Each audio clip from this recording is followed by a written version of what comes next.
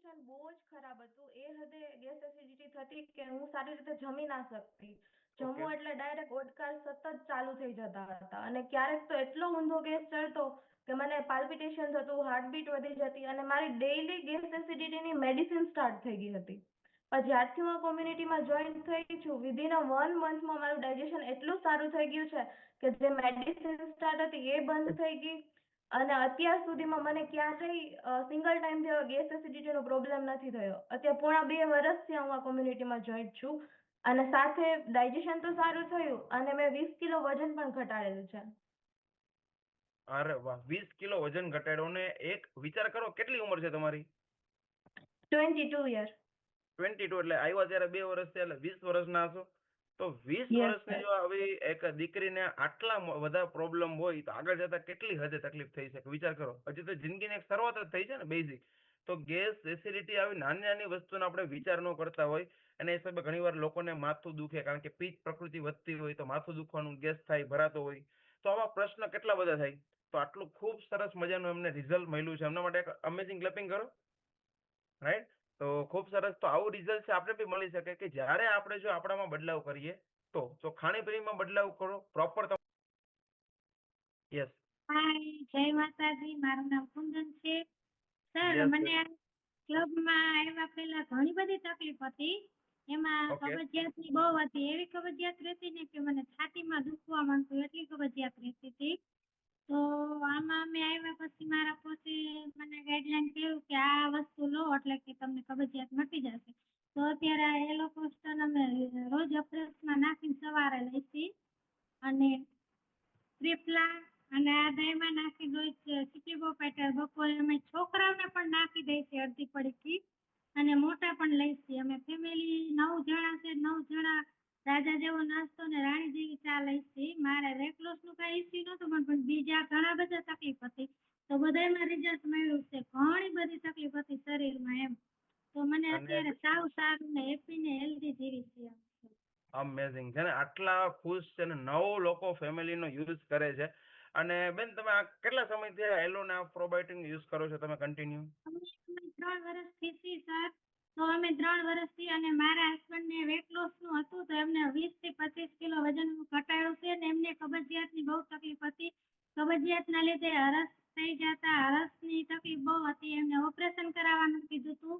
તો અમારા કોચ મળી ગયા અમને કે ઓપરેશન નથી કરાવવું. તો અમે ઓપરેશન નથી કરાવ્યું અને કબજિયાતમાં બહુ એમને સરસ રિઝલ્ટ મળ્યું છે આ બે આપવાથી અને ત્રિફલા લે છે.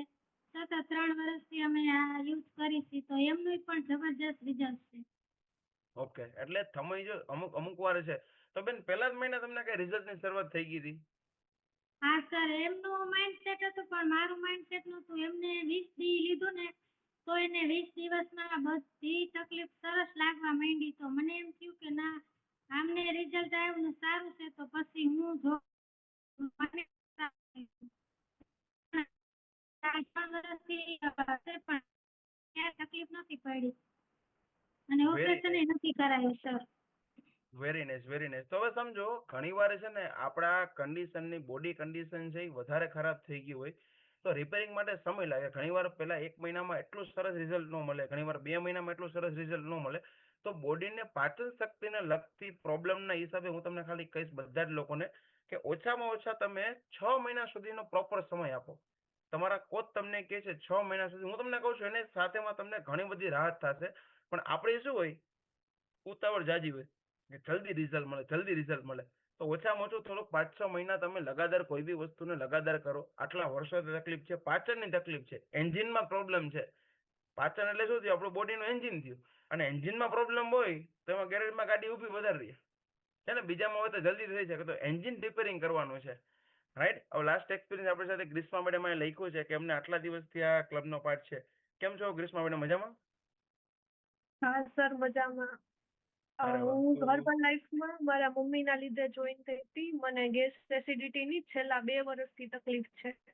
મેં ઓકે. રાજકોટના સૌથી સારામાં સારા ગેસ્ટ્રોલોજીસ્ટ ને હોમિયોપેથિક, આયુર્વેદિક, એલોપેથિક બધી ટ્રાય કરી. પછી હર્બલ લાઈફમાં અત્યારે 15 દિવસથી BTC માં જોઈન થઈ કે હું મારી લાઈફસ્ટાઈલ ખાલી અફરેશ ને શેકમેટી 2 વસ્તુ યુઝ કરું ને તો મારી એસિડિટીમાં અત્યારે 40% જેટલો ફરક છે એમ.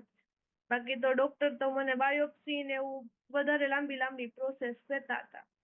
અત્યારે મને વેરી ફરક તો દેખાય તો વેરી નાઇસ, વેરી અને નાઇસ. છે ને, મારી હજી જે તો બેઝિક પ્રોગ્રામ ઉપર છે મેડમ. 15 દિવસ ત્યાં કન્ટિન્યુ હા કર્યું છે. અને મારી જે હું સવારે ઉઠું ને તો હું પાણી પીવું ને તો સર મને વોમિટ થઈ જાતી, હું કઈ ખાઈ ના શકું, લાઈક ઉઠીને તરત નોર્મલ પાણી નહોતી પી શકતી. અત્યારે તો બહુ સરસ થઈ ગયું છે. મારી સ્કિનમાં અને હેરમાં બેમાં ફરક પડ્યો. લાગતું નહોતું કે હર્બલ લાઈફ વેરી નાઇસ. આટલી જલ્દી ચેન્જીસ લાવશે. આ કોઈ શું કહેવાય, કોઈને સારું લગાડવા હું નથી બોલતી, પણ મારો જે પર્સનલ એક્સપિરિયન્સ છે એક ડોક્ટર તરીકે એ હું શેર કરું છું એમ. Right madam. શું બોલે ડોક્ટર તરીકે મને બાય બેકગ્રાઉન્ડ તમે શું છો જણાવો જી બધાને. હું BHMS કોસ્મેટોલોજીસ્ટ છું સર. રાઈટ. હવે ડોક્ટરને જો આટલી તકલીફ વધે હોય અને ડોક્ટરનો ખુદનો હા જાત એક્સપિરિયન્સ ક્લબ સાથેનો, અને ડેઈલી ક્લબમાં આવો છો મેડમ તમે? હા સર, રોજ બને ને એટલો હું ટાઈમ કાઢીને આવું જ છું. મેડમ આટલું બધું બિઝી સ્કેડ્યુલ હોય, કાં તો સ્ટડી કરતા હોય, કાં તો પ્રેક્ટિસ કરતા હોય, તો ટાઈમ નો નીકળી હા. શકે. તો બી તમને આ વસ્તુ ઉપર કેવી રીતના એઝ અ ડોક્ટર તરીકે તમને ટ્રસ્ટ આવ્યો? પહેલા મેં છે ને અફરેશ થી સ્ટાર્ટ કર્યું સર, કે હું જોતી હતી કે અફરેશ થી જો મારું 3-4 લીટરનું પાણીનું જે ઇન્ટેક છે એ હમ. સરખી થાય. અને બીજું એ કે હર્બલ લાઈફમાં જોઈન થયા પછી મને છે ને રાત્રે પહેલા મને બહુ ક્રેવિંગ થતી કે 1 વાગે થાય. તો હવે રાજકોટમાં રહેતા હોય તો સ્વિગી ઝોમેટોમાં બધું મળી રહે. તો એવું બધું શુગર ઇન્ટેક હતી. અહીંયા આવીને હવે આમ ડર લાગે કે ના કોચ ખીજાશે તો, વજન નહીં ઘટે તો. ઈ અને હેલ્થ બે સારી કરવા માટે થઈ એક ખરાબ આદત ઓછી થઈ ગઈ. પ્લસ તો આમ આમ હેલ્થ સારી થતી હોય ને એટલે અંદરથી ઈચ્છા થાય કે ના કરવું તો પડશે એમ. પ્લસ સલાડ નહોતા લેતા, દહીં નહોતા લેતા, એ અને બધી મેડમ વસ્તુ એડ થઈ. Very nice, amazing. તો હા તમારા કોચના કહેવા મુજબ એમની પાસે નોલેજ તો ઘણું બધું હોય. ડોક્ટર હોય તો નોલેજ તો હોય, આપણે ડોક્ટર પાસે બતાવવા જાય તો નોલેજ તો હા. બધું છે. તો બી એના તમારા જમણ ડીશના મેડમ ફોટા મોકલો છો તમારા કોચને? મારાથી બને ને સર, હું એટલું બધું ટ્રાય કરું છું. મારા શેડ્યુલ કોઈ દિવસ ફિક્સ ન હોય, પણ હું બને ને ઘરે બનાવીને ટ્રાય કરું. ત્યાર પછી હું ટિફિન લઈ આવતી હોય તો હું ટિફિનમાં હાઈ પ્રોટીન વાળું કોઈ પણ હોય એ વસ્તુ એડ કરી નાખું. કોઈ દિવસ ટાઈમ ના હોય તો હું ફ્રૂટ્સ ખાઈને ચલાવી લઉં એમ. પણ બહારનું જે હવે મને મોસ્ટલી છે ને, હું રોજ દિવસના 2 વડાપાઉં ખાતી, કેમ કે બિઝી શેડ્યુલ હોય, સ્ટ્રેસ હોય. તો હવે એ બધું છૂટી ગયું તો એક સારી આદત થઈ ગઈ. બાકી તો મારો તો દર મહિને વજન 3-4 કિલો વધતો હતો. તો સારી શું છે ચેન્જીસ કમ્યુનિટી. આવ્યા વજનમાં 15 દિવસ થયા? અત્યારે 15 દિવસમાં 1.5 કિલો ઘટ્યો છે, આ ખાલી મારા બેઝિક રૂટીનથી. અને હવે કાલથી કદાચ હું હર્બલ એલો સ્ટાર્ટ કરીશ, જેથી મારી ગટના જે બેક્ટેરિયા છે એ રિકવર થઈ જાય એમ.